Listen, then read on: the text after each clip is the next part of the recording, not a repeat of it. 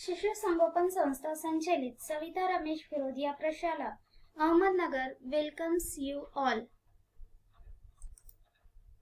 Dear students, today we are going to learn science subject of standard 6. In that we are going to learn chapter 5 substances in the surroundings, their states and properties.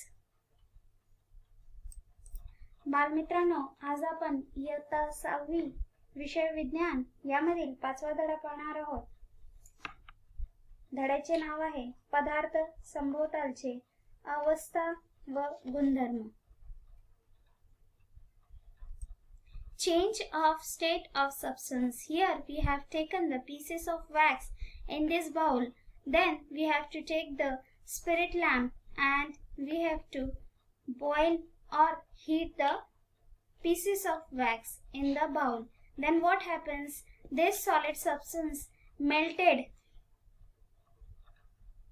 That means when the substance changes from one state to another, the process is called as change of state of the substance.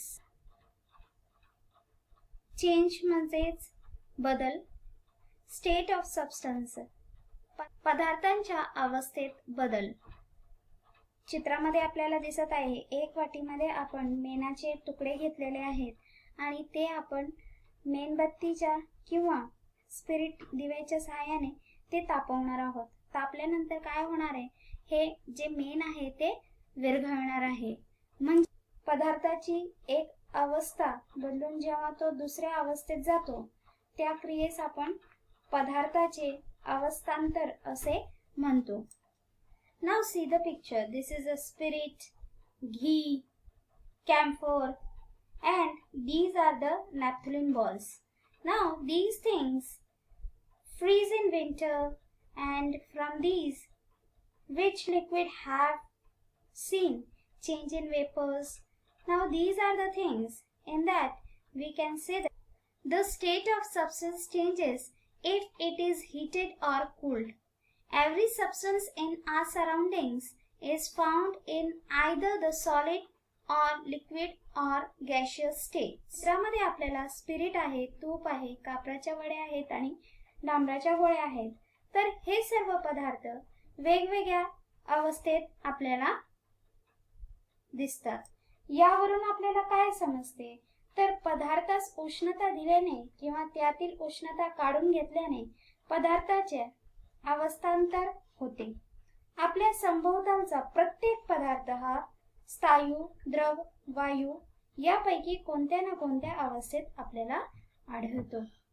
In the 19th century, the scientist Willard Gibbs showed that the characteristic properties of the substance depend on its physical state and the arrangement of particles in it. Willard Gibbs या नावाच्या शास्त्रज्ञाने 1900 शतकात पदार्थाची वैशिष्ट्ये ही त्यांच्या अवस्थेवर किंवा कणांच्या संचलनेवर अवलंबून असतात हे आपल्याला दाखवून दिले आहे. Heat and change of physical state. Now we will see on heating how the changes occur in the state of the substance. The physical state of substance is an effect of the amount of heat in it. On gaining the heat, here we can see that on gaining the heat, the substance changes from solid to liquid and then liquid to gaseous. And on cooling, again the gaseous state converted into liquid, and on cooling liquids, it converted into solid state.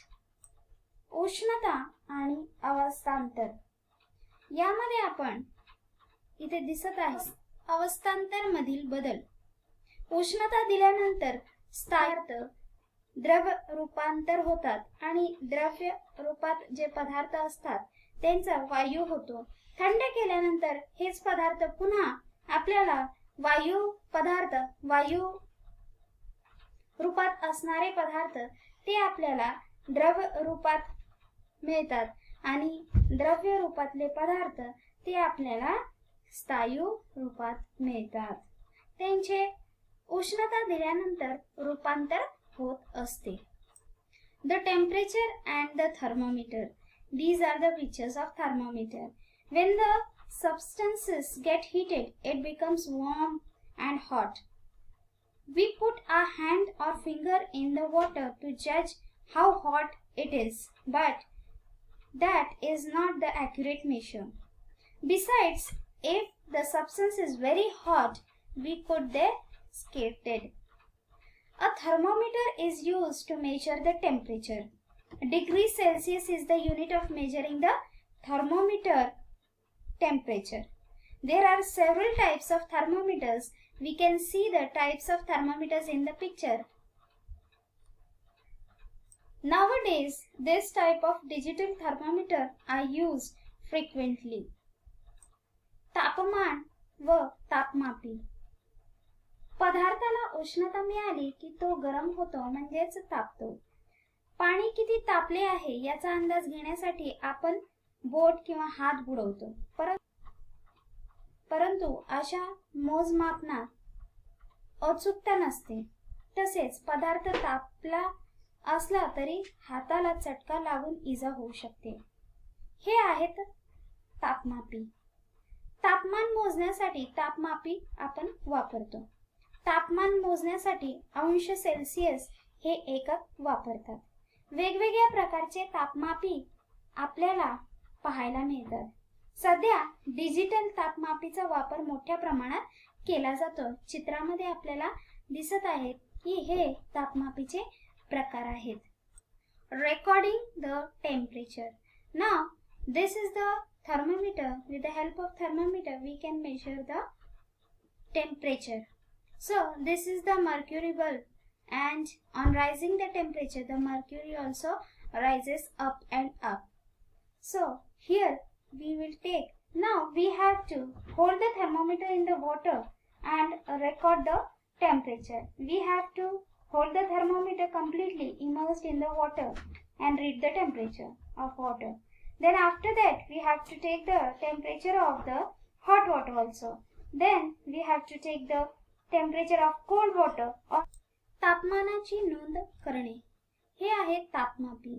याच्या तापमापीच्या खालच्या टोकाकडे फुग्यात पारा भरलेला असतो. हा जो लाल रंगाचा आहे तो पारा आहे. हा पारा फुग्यावरील नळीत काही अंतरापर्यंत चढलेला दिसेल. इथे पहा आपल्याला दिसत आहे. पाऱ्याच्या स्तंभाशेजारी अंशांकन केलेले असते. इथे चित्रामध्ये आपल्याला दिसत आहे.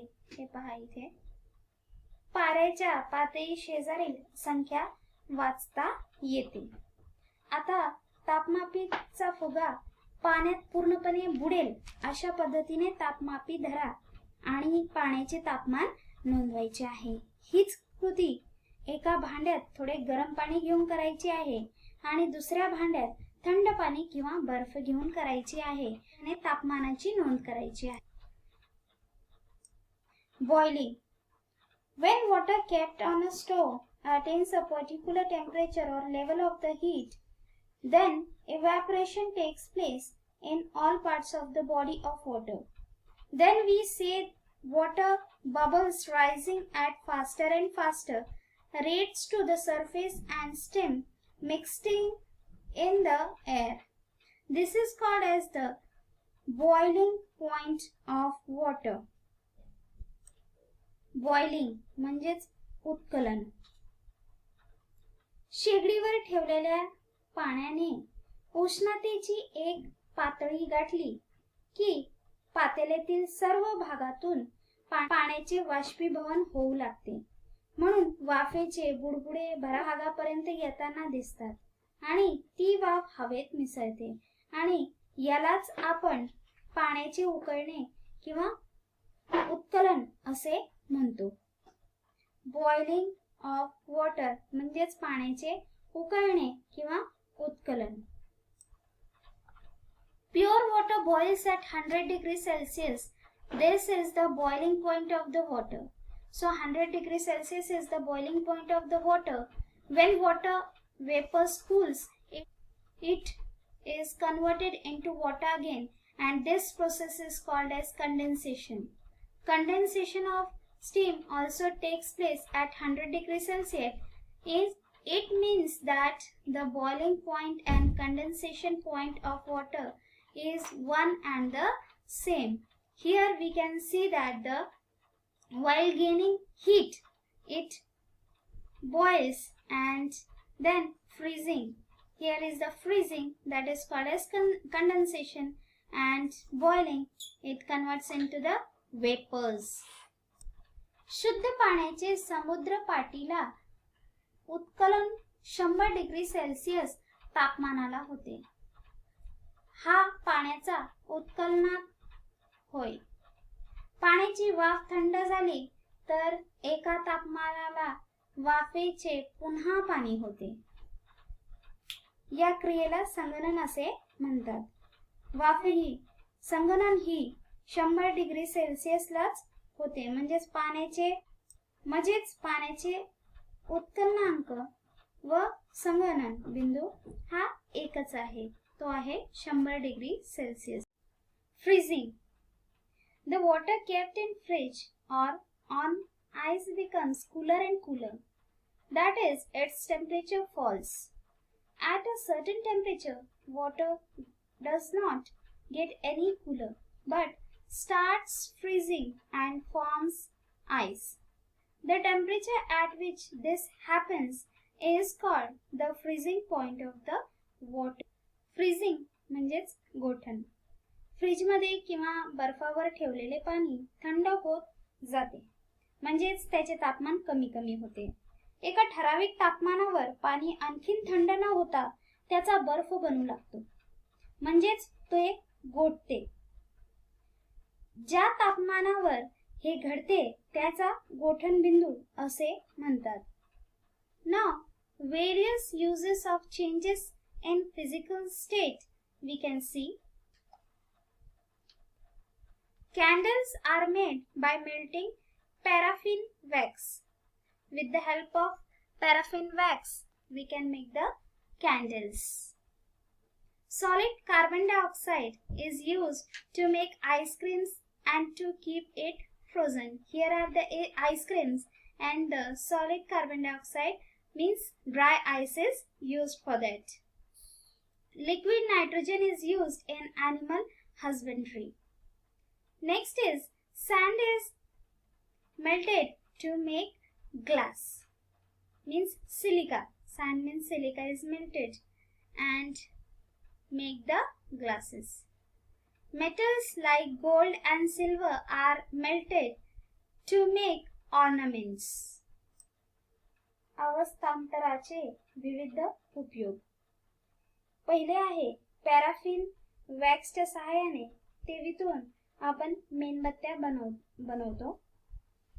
गोठवलेले कार्बन डायऑक्साइड म्हणजेच शुष्क बर्फ आईस्क्रीम तयार करताना व ते थंड ठेवण्यासाठी उपयोगी होतो.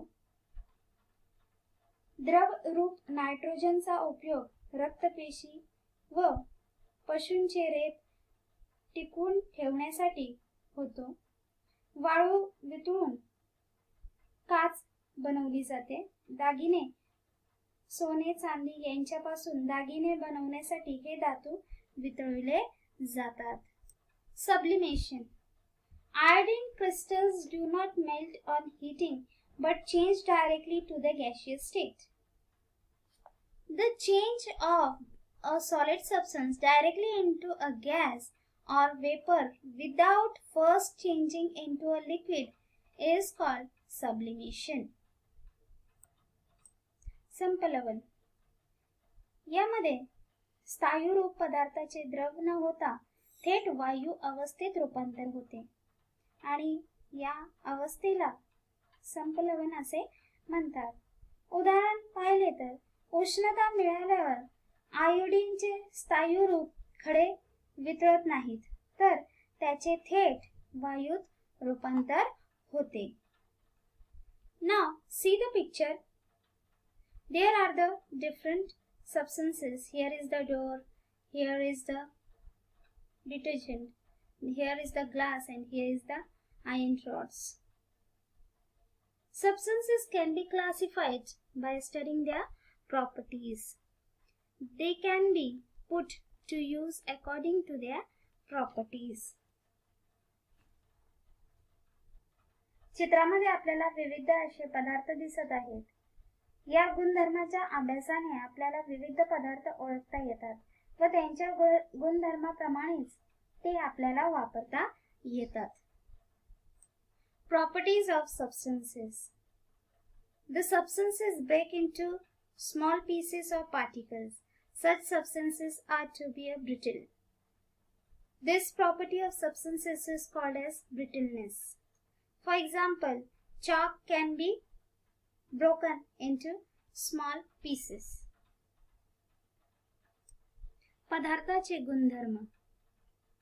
पदार्थावर पुरेसा दाब दिल्याने त्यांचे लहान लहान तुकड्यात किंवा कणात रूपांतर होते. अशा पदार्थांना ठिसूळ पदार्थ असे आपण म्हणतो. पदार्थाच्या या गुणधर्माला ठिसूळपणा म्हणतो. उदाहरणार्थ चित्रामध्ये आपल्याला दिसत आहे खडू. खडूचे आपण छोटे छोटे लहान लहान तुकडे करू शकतो.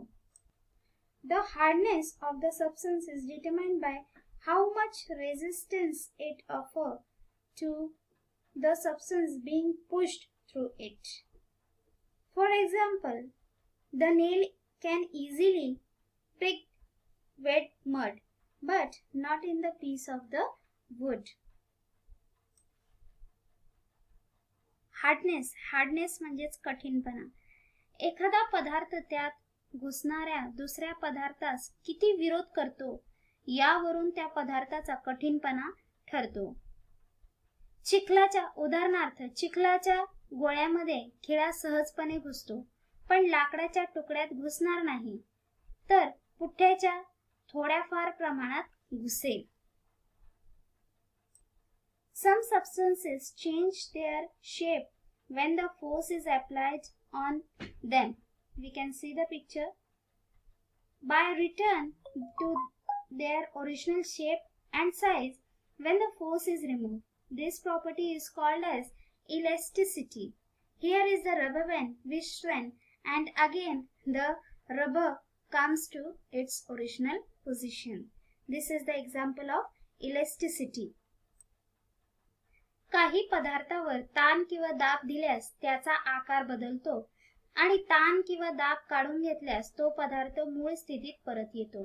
या गुणधर्माला स्थितिस्थापकता असे आपण म्हणतो. इलेस्टिसिटी म्हणजेच स्थितिस्थापकता. चित्रामध्ये आपल्याला दिसत आहे हा आहे रबर बँड. रबर बँडला आपण ताणलं आणि ताण सोडल्यानंतर तो रबर बँड पुन्हा त्याच्या स्थितीमध्ये येणार आहे. Next property is fluidity. Liquids flow downward on the sloping surface and this property is called as fluidity. We can see the picture. The liquids flows downward. The fluidity of any liquid is determined by how easily it flows. Example, drops of water flows down from this test tube. पुढचा गुणधर्म आहे फ्लुडिटी म्हणजेच प्रवाहिता. द्रव पदार्थ उतरावरून वाहतात. या गुणधर्माला प्रवाहिता असे म्हणतात. एखादा द्रव किती सहजपणे वाहतो यावरून त्याची प्रवाहिता ठरते. उदाहरणार्थ पाणी सहजपणे वाहते.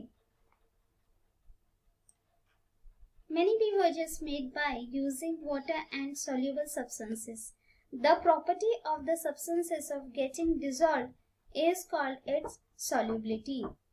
For example, salt is soluble in the water, but it is insoluble in the kerosene. पाण्यात विरघळणारे पदार्थ वापरून बनवलेले अनेक प्रकारची पेय आपल्याला माहिती आहेत.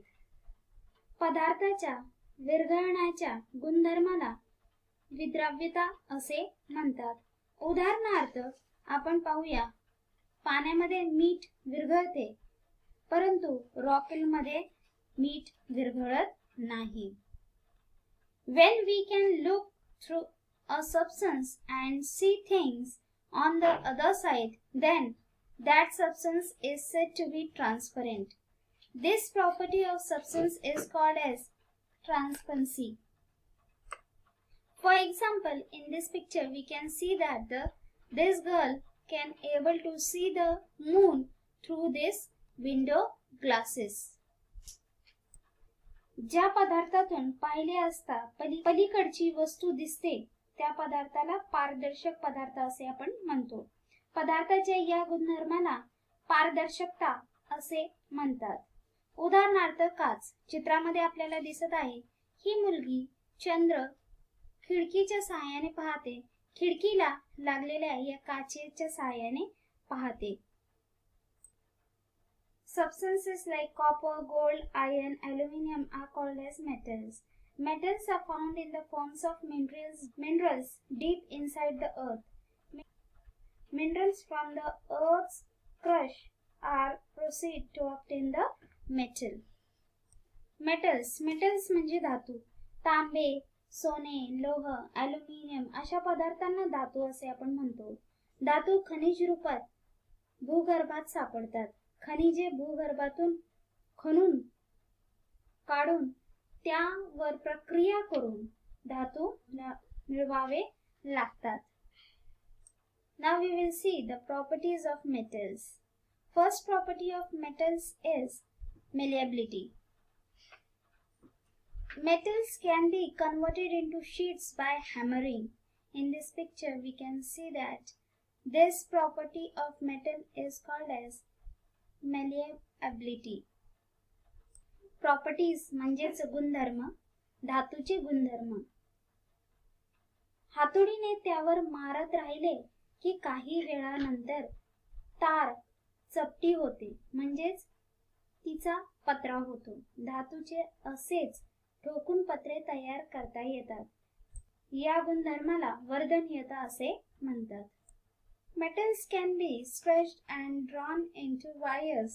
This property of metals is called ductility.